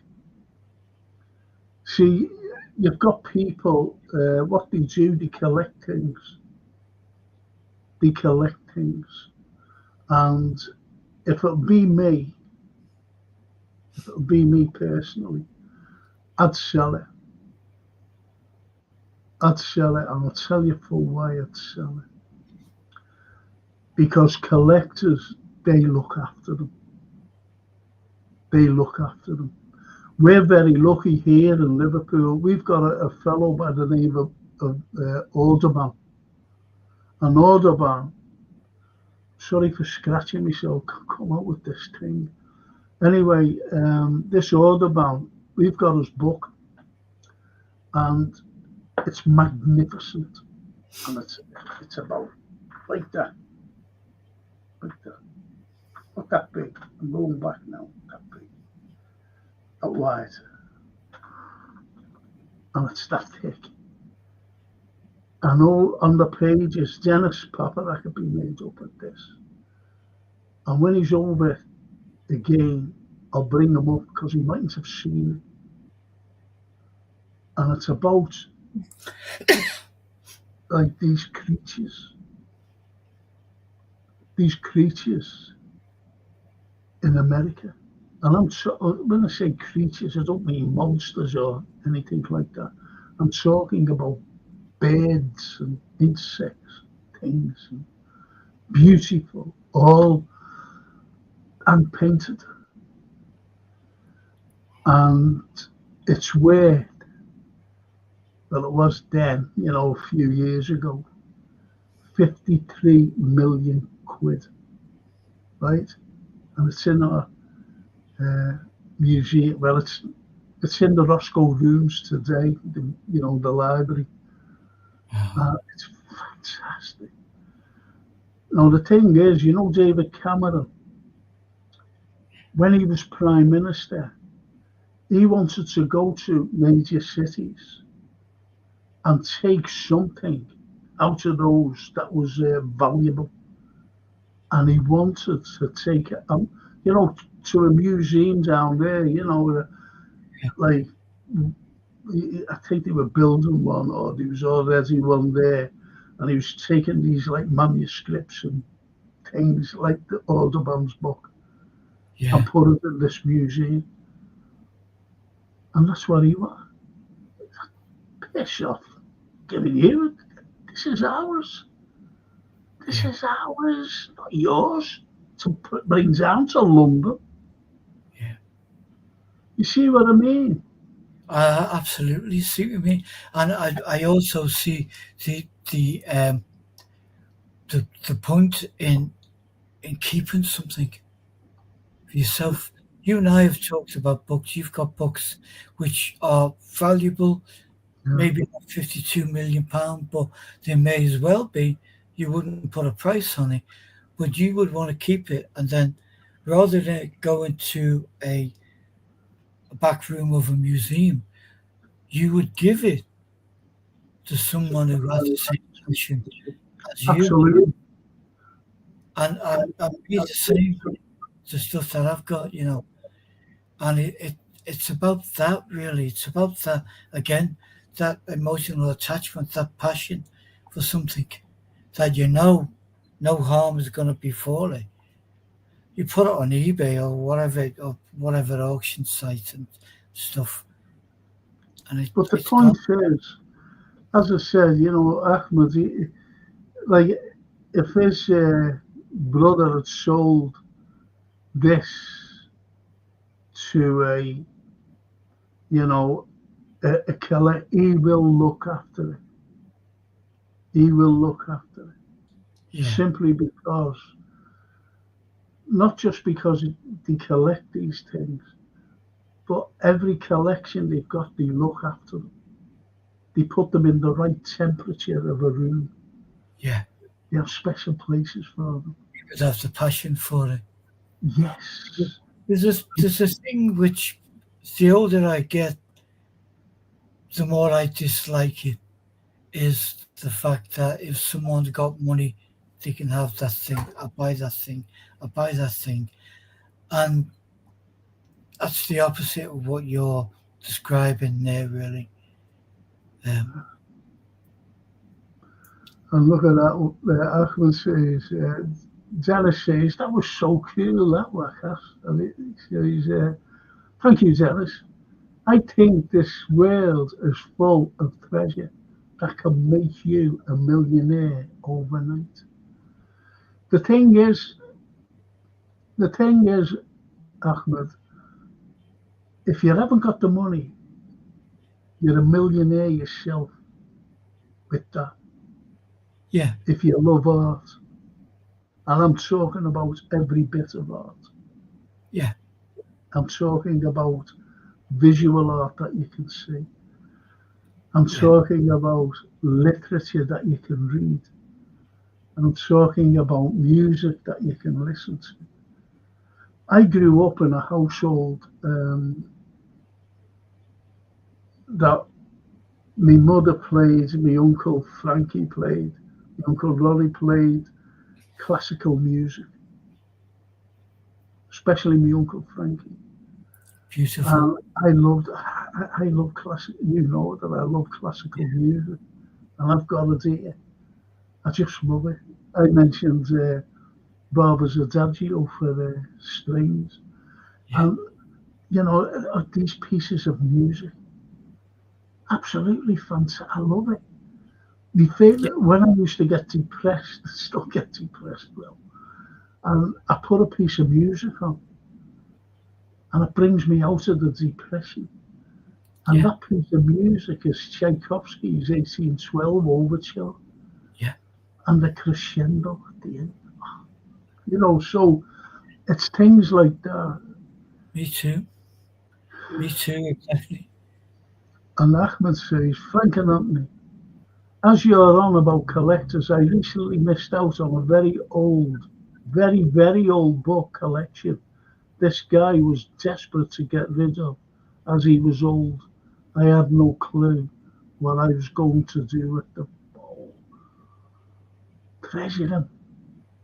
Treasure them. That's what you do. And Valdemar Januszak, Anglo-Polish art critic and docu-presenter. Check out the series The Dark Ages, An Age of Light. Thank you, Dennis. Yeah, I like him. Thank you. Did I pronounce his name right? Yeah. Dennis says, we have Salvador Dali's museum nearby in St. Petersburg. Love that place. Yeah. Wow. And Daryl says, evening, Frank and Anthony. Evening, Daryl. That's lovely. Glad you joined us, Daryl. And Dennis Pop says, and in my old stomping grounds, the Detroit Institute of Art is one of the most renowned in the US. See, I was watching, you've got to watch this film, haven't you? Stream it. You and Lee. Yeah. And it's a film, and it's just full of sarcasm. Sarcasm, right the way through. Bill Pullman's in it. Brendan Gleeson's in it. Oh, I love him. and Bridget found it. And I always forget this fella's name, but his name's Oliver. Someone Oliver, Yeah. right? And he's a cracking actor, but I always forget his first name. But anyway, he's it. Please help me watch it. And it's just like it's funny. It's called Lake Placid. It's called Lake Placid, the original one, you know, because they made a franchise which was useless. But this one was absolutely fantastic. And it's so full of sarcasm. Because this fella just flies in, this Oliver, you know, and he hunts crocodiles. And Brendan Gleeson's the cop, you know, and he's standing there like that. And anyway, he walks over. And Brendan Gleeson's, you know, the cop character says, "Who's this fella?" And he went, and he tells him his name. And anyway, he's talking away, this fella. And Brendan Gleeson goes, "Who are you?"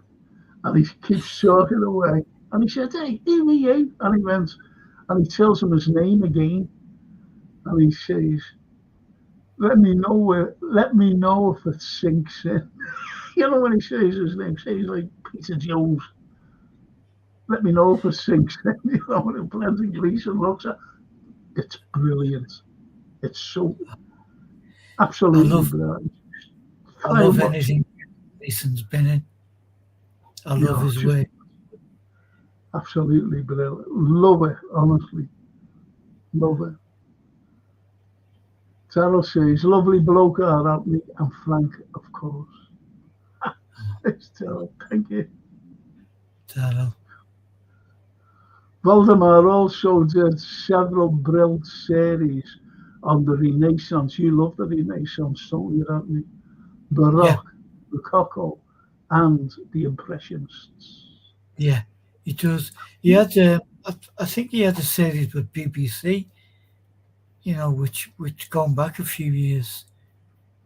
Yeah, there's a few great critics per se who don't sit there and nitpick and criticize, but they explain, as you do, with the historic events and buildings.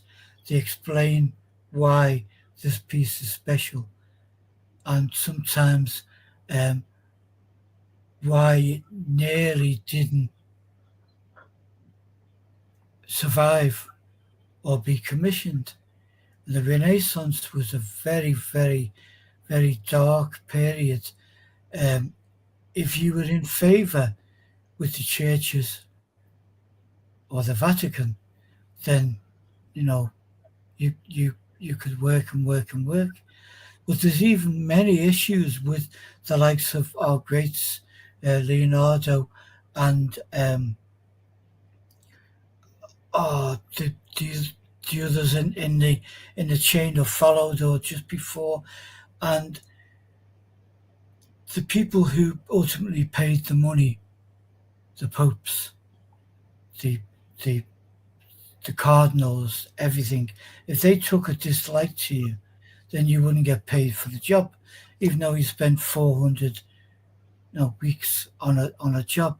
So the threat from Michelangelo and Leonardo was to these particular papal executives. If you don't stop criticizing or going on, I'm going to paint your face as the little devil in the top of that Sistine Chapel or whatever. So it would be a quick, which I love. I love that, and I've done it myself in my work, and it's great. Well, I knew that when I went to Florence, I knew all about what Da Vinci. Because he didn't get on with Angelo, and he painted him as one of the damned, and Michelangelo was that. So anyway, he painted him as one of the damned, Da Vinci as one of the damned. So it was backwards and forwards, And I went to I forget the name of it. A little bit of a class thing going on with them. Because Da Vinci was as working class as you could be. Oh, yeah. Father kind of disowned him. Yeah. And his mother was only young and she was banished. But Michelangelo was very, very proud of his status. His father. Yeah. So he would have no objection to giving the curt look to anyone who that he felt was lower than him, which was most people. So it's a little bit of that, Well, we've been through that ourselves, Yes. Well, I was at the Fitchy was at, I forget what museum, art gallery, I forget, But anyway, it was in there. And this fella, a cracking fella he was like what, as we have brothers today, brothers like monks or whatever. Yeah. And this fella was one of them. And he showed me the two papers. One of Leonardo's. And he said, and this, because he was talking about it, you see, about the damned, what they were doing, throwing each other at the damned. And he said, there's Leonardo, there's Michelangelo. Then he brought me over to Michelangelo's painting. And he went, and there's Da Vinci. It's brilliant. And I've seen them. And I was made up with that. Wow, that's brilliant. That's after the split of the Beatles, that's like John Lennon having a pop at McCartney and McCartney having a pop back at him, which is there in song for everyone to kind of see. It's just, we get spurred on by many different things, don't we, in life? And one of the things that's the beauty, and it's the beauty of art, because there was, there were some. Look what happened. Now, my daughter, my granddaughter, Sophia, she's been to Paris, right? To that Disneyland. And she said to her mother, I want to go to see where, get onto this, where Oscar Wilde died. Because she's into the arts. Really? Wow. She's into the arts. And she loves me when I quote, Oscar Wilde. And she said, but they couldn't go because they were only there a few days. They were in Disneyland and it was terrible weather. And she said, I just want to I want to go back to Paris to show Sophia where he died. He died penniless, as you know. Yeah. Oscar Wilde, a great man. Yeah. Genius. Yeah. And then it says, and don't forget the powerful families like the Medici. Yeah, the Medicis, absolutely. Who owned Florence, for generation after generation. And if you pleased them, you got work. Yes. If you didn't. And that's Jenna says, any road. They always say that. Any road. Always a pleasure, gents. Have a great night. And that puts us right on to. You too, Janice. To end tonight because it's 12:12. And we've just gone over time, and Jason will be pulling his hair out because he has to be up early, see. But anyway, it's been great. I just want to thank you so much. Thank you. As ever, thanks for the show. Thanks for the education. And next week, we've got Derek on, Rock and Roll Unraveled, so we'll have music. We'll have Colin Ives on with us as well. Yeah. And it should be a great next week. It really should. We'll still have the break. Can I just show you something here? Go on. Hang on, where am I? Just bear with me. Here it is.